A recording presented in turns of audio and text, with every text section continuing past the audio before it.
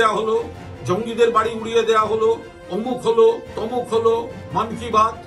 আমি একটা জিনিস কিছুতেই বুঝতে পারছি না, যে যতগুলো জঙ্গিদের ঘাঁটি বলে বাড়ি ওড়ানো হলো, তো সবকটা তো ভারতের সীমান্তে, আমাদের দেশের মধ্যে কাশ্মীরে।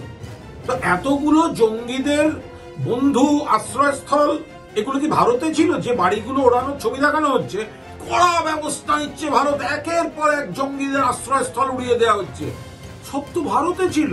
তাহলে এতদিন কি করছিল সেন্ট্রাল গভর্নমেন্ট? এতদিন কি করছিল ইন্টেলিজেন্স? একটাও তো সীমান্ত পার হয়ে ঘাঁটি ভাঙা সেই খবর আসেনি। যত বিক্রম এখনো অব্দি ছবি দেখানো হচ্ছে, সব ভারতের সীমান্তে, আমাদের দেশের মধ্যে, সেগুলোকে বলা হচ্ছে জঙ্গিদের আশ্রয়স্থল ঘাঁটি ছিল। তাই যদি হয়, তো ভারতবর্ষের মধ্যে ঘাঁটি ভেঙে এত যারা বিপ্লবীরা দেখাচ্ছেন, তাহলে এত রইল কি করে? ইন্টেলিজেন্স কি করছিল এতদিন ধরে ভারতের মধ্যে এতগুলো জঙ্গিদের বাড়ি রইল, আর সেটা বসে বসে দেখছিল? আর এখন দেশবাসীকে সেটা দেখিয়ে নাচানো হবে? হয় নাকি কখনো? ব্যবস্থা নিলে কড়া ব্যবস্থা নিতে হবে, আমরা সবাই একমত। অভিষেক বন্দ্যোপাধ্যায় তো বলেছেন, ব্যবস্থা নিতে হলে চলুন পাক অধিকৃত কাশ্মীর দখল করুন, মুক্ত করুন, জগদ্দখল মুক্ত। তা না করে নিজেদের এলাকায় 4টে বাড়ি উড়িয়ে দিয়ে জঙ্গিদের বাড়ি কড়া ব্যবস্থা নিচ্ছে। এসব হাস্যকর কাণ্ড কারখানা।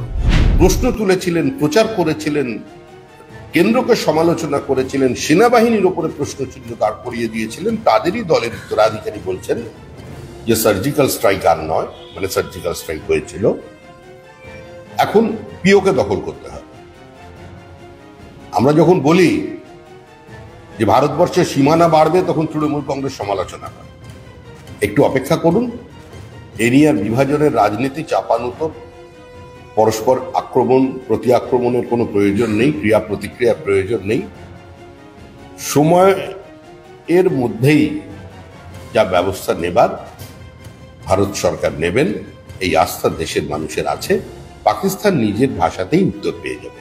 আর কার্যত এই মুহূর্তে পাকিস্তানই নিজেদের আভ্যন্তরীণ অস্তিত্ব সংকটে জর্জরিত। তিনি কি বলেছেন তার উত্তর দেওয়াটা আমার কাজ।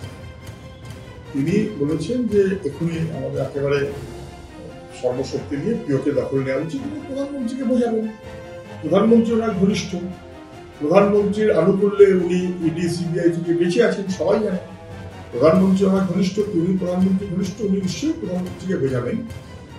আমাদের ভারতবর্ষ, তার চারপাশের পরিবেশ ইত্যাদি নিয়ে যে মনোভাবে বরাবর চলে এসেছে, সেই মনোভাবেই আমাদের চলতে হবে। এবং বিদেশের কোনো আগ্রাসন আমরা এমন মান্য করবো না, আমরা তেমন বাড়তি কোনো আগ্রাসনে যাব না যাতে বাড়তি নতুন ফ্রন্ট খুলে যায়। সবাই বোঝেন, কিন্তু জঙ্গি দমনে, সন্ত্রাসবাদ দমনে আমাদের কোনো কাপড় করা উচিত নয়, এ ব্যাপারে কোনো সন্দেহ নেই। বাকিটা উনি প্রধানমন্ত্রীকে বোঝাবেন, প্রধানমন্ত্রী কথা শুনবেন নিশ্চয়ই।